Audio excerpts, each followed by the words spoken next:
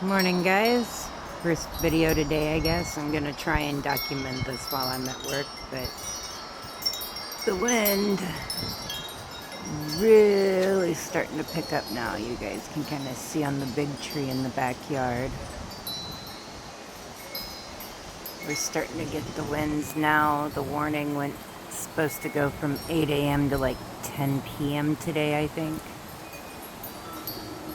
So anybody in the Anchorage area, y'all be safe.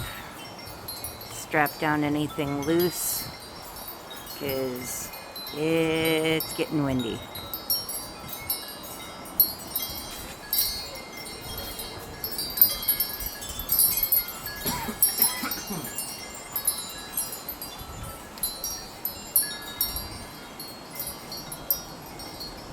Really dancing.